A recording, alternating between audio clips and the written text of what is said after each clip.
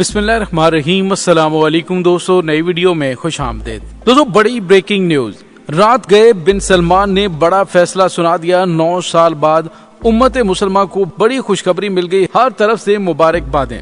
Video की तफसील में जाने से पहले आप देख रहे हैं हकीकत की दुनिया डॉक्टर अली के साथ।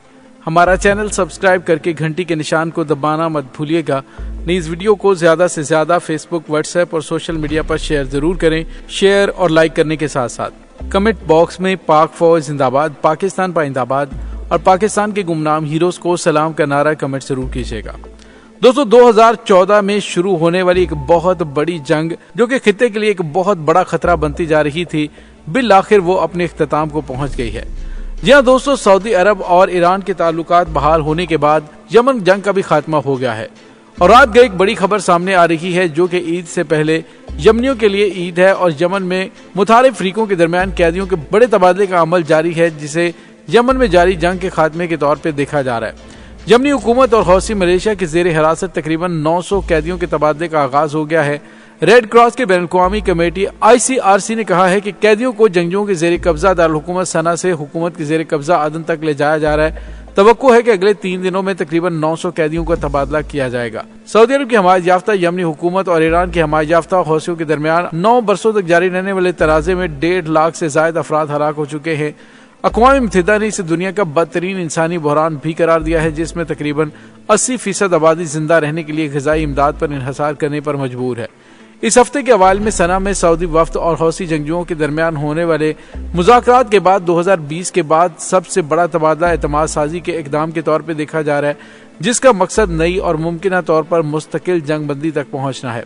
यमन तनाज़ा साल 2014 में शुरू हुआ था, जब हौसियों ने दारुल हुकूमत सना और मुल्क की शुमाली इलाके पर कब्जा कर लिया था और ओमान, जिसकी सऊदी अरब और यमन के साथ सरहदें मिलती हैं, उसने यमन में बरसों से जारी जंग को बंद करवाने की कोशिशें की थी। चीन की मदद से सऊदी अरब और ईरान की सफारती ताल्लुकात बहाल करने के मुआहदे के बाद यमन में जारी जंग के खात्मे की कोशिशों में तेजी आ गई है और यमन में जंग के खात्मे की उम्मीदें इस वक्त बढ़ गई कि जब सऊदी अरब और हौसी जंगियों के दरमियान मुज़ाकरात हुए हैं। गुज़िश्ता बरस अक्टूबर में अक़वाम मुत्तहिदा की सालसी में 6 माह की जंग बंदी की तजदीद में नाकामी के बावजूद यमन की लड़ाई की शिद्दत में कमी वाक़ई हुई। यमन में जारी जंग को रोकने के लिए मुतअद्दिद इक़दाम किए गए, जिनमें दरामदात और कैदियों के तबादले पर पाबंदियों में नरमी भी शामिल है, जिसमें गुज़िश्ता माह स्विट्जरलैंड में होने वाले मुज़ाकरात में इत्तफाक किया गया था।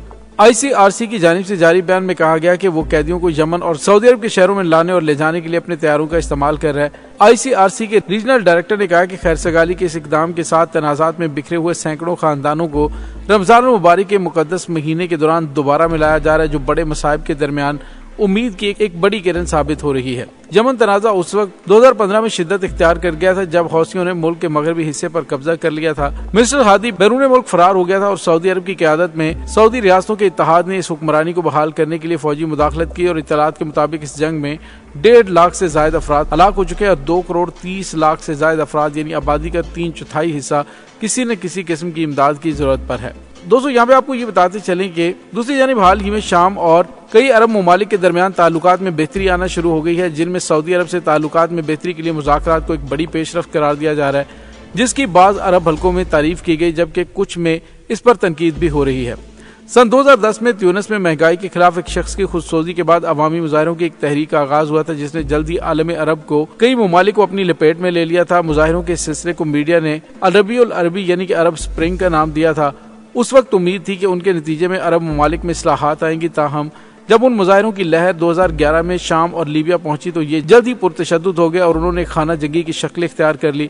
लीबिया आज तक गैर मुस्तहकम है, जबकि शाम में सदर असद की हुकूमत का तो खात्मा न हुआ, लेकिन 5 और 6 लाख के करीब लोग हलाक हुए और 1 करोड़ 30 लाख शामी बेघर हो गए। और दोस्तों, यहाँ पे आपको ये बताते चलें कि अब 12 अप्रैल को बुहेरा अहमर के बंदरगाही शहर जद्दा में शाम और सऊदी वज़राए खारजा के दरमियान होने वाली तारीखी मुलाकात के नताज में शामी मीडिया और शख्सियात ने मिले जुले रद्द-ए-अमल का इजहार किया है। शाम के सरकारी खबरसां इदारे का कहना है कि शाम के वज़ीर खारजा फैसल अल मिकदाद के दौरे सऊदी अरब के इख्तिताम पर जारी होने वाले एक मुश्तरका एलामिया में कहा गया कि अफ्रीकन ने दोनों ममालिक के दरमियान कौंसलर खिदमात और परवाजों की बहाली का खैर मकदम किया है। यानी आप अंदाजा लगाइए कि चीन की जानिब से अरब खित्ता, जो कि एक दूसरे के खून के प्यासे हो रहे थे, उनके आपस में न सिर्फ ताल्लुकात बहाल कर दिए हैं, इन ताल्लुकात के बहाल होने से अमेरिका और इसराइल को बड़ा धचका लगा, क्योंकि उनके खित्ते में जितने भी मफादात हैं वो इन ममालिक के दरमियान नफरत और जंग से जुड़े हुए हैं। इसीलिए उनको काफी ज्यादा तकलीफ है और अब वो कोशिश करें कि किसी तरीके से खित्ते के अंदर एक नया कॉन्फ्लिक्ट शुरू करवाया जाए, जिसके लिए वो एड़ी चोटी का जोर भी लगा रहे हैं। लेकिन दोस्तों, चीन ने बड़ी ही खामोशी से जो गेम चलाई है उसने अमेरिका और इसराइल को चारों शाने चित कर दिया है। दोस्तों, यहाँ पे आपको ये बताते चलें कि इन मामलात के बेहतर होने के बाद अब इस्लामी जहादी तंजीमें भी काफी शेर हो गई हैं। उन्हें भी अंदाजा हो गया कि अब हमारे इस्लामी ममालिक के आपस में ताल्लुकात खराब नहीं है, लिहाजा हम इसराइल को अब मिलकर सबक सिखा सकते हैं। दोस्तों, दूसरी जानिब आपको ये बताते चले कि सऊदी अरब के इन इक़दाम का मकसद असल में अरब ममालिक के साथ ताल्लुकात को बहाल करना और सऊदी अरब की एक नई इलाकाई हिकमत अमली के तहत खित्ते में अपने मसाइल खुद हल करने की भी एक कोशिश है।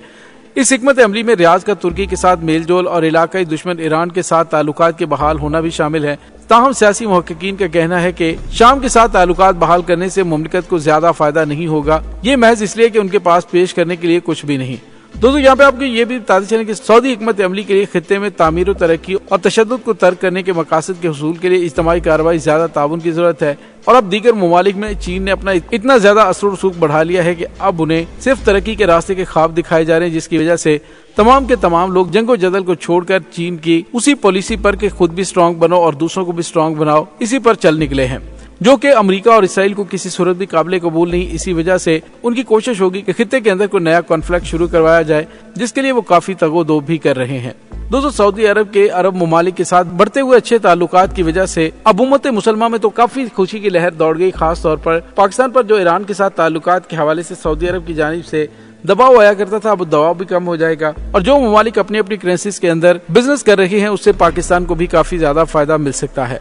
दोस्तों, दूसरी जानिब आपको ये भी बताते चले कि बिन सलमान की जानिब से कि ताल्लुकात को बेहतर करने का सिलसिला सन 2021 में शुरू किया गया था, कि जब सऊदी अरब, मुत्तहिदा अरब अमारात, बहरीन और मिस्र ने कतर के खिलाफ नाकाबंदियां खत्म कर दी थी और बरसों बाद सऊदी अरब और ईरान के दरमियान इराक में मुज़ाकरात के कई अदवार हुए हैं।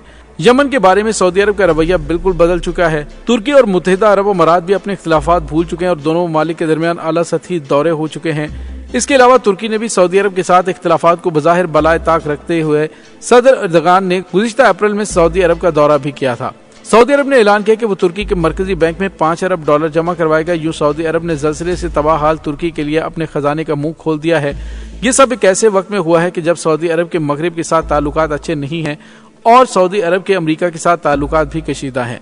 इस तनाजुर में ये सवाल उठता है कि आया वो इस्लामी ममालिक जो पहले आपस में दस्तों गिरेबान थे, कि वो वाकई मुत्तहिद होने की कोशिश कर रहे हैं। तो दोस्तों, खलीजी ममालिक में इंडिया के साबिक सफीर तलमीज अहमद ने एर्दोगान के दौरे सऊदी अरब के दौरान कहा था कि अफगानिस्तान के बारे में उलझन बढ़ रही है और इससे मशरिक़ वुस्ता में अमेरिका पर अदम एतमाद का खला मजीद गहरा हो गया है। खलीजी ममालिक को लगता है कि उन्हें इस शोबे में अपनी सफारतकारी खुद करना होगी। सऊदी अरब खुद ईरान से बात कर रहा है, मुत्तहिदा अरब अमारात खुद तुर्की जा रहा है। यूं एक नया माहौल पैदा हो चुका है। उन्होंने बताया था कि अमेरिका ने जिस तरह अफगानिस्तान को तालिबान के हवाले किया और बोरिया बिस्तर लपेट कर अफगानिस्तान से निकल गया, इससे ये पैगाम भी मिलता है कि अमेरिका किसी भी काम को मंतकी अंजाम तक नहीं पहुंचाता। इसलिए अब अमेरिका के साथ ताल्लुकात के बारे में अदम एतमाद का माहौल है। और दोस्तों, यहाँ पे आपको ये बताते चलें कि तुर्की के सदर रजब तैयब एर्दोगान इस्लामी दुनिया का रहनुमा बनना चाहते हैं, क्योंकि वो समझते हैं कि तुर्की सल्तनत उस्मानिया का असल वारिस है और मुस्लिम दुनिया की रहनुमाई उनका हक है। दूसरी जानिब सऊदी अरब मक्का मुकर्रमा और मदीना मुनव्वरा की वजह से इस्लामी दुनिया की क़यादत करना अपना फितरी हक समझता है। सऊदी अरब के सामने एर्दोगान की नरमी उनकी सियासत का महज एक रूप है, पर मुझे नहीं लगता कि इसे बाहमी इख्तिलाफात के कमजोर होने के तौर पर देखा जाना चाहिए। आइंदा आने वाले दिनों में मजीद कुछ बड़े बड़े ब्रेक थ्रू हो सकते हैं, बड़ी खबरें सामने आ सकती हैं। बहरहाल जी, उम्मत मुसलमान के लिए अच्छी खबर और मगरबी ममालिक के लिए अच्छी खबर कतन नहीं है। इस तमाम सूरत हाल के बारे में आप क्या सोचते हैं, क्या कहना चाहते हैं, कमेंट सेक्शन में अपने ख्यालात का इजहार जरूर कीजिएगा। इंशाल्लाह बहुत जल्द मिलते हैं एक नई वीडियो में। तब तक के लिए अपना बहुत सारा ख्याल रखिएगा। पाक फौज जिंदाबाद, पाकिस्तान पाइंदाबाद, पाकिस्तान के गुमनाम हीरोज को सलाम। अल्लाह वारिस।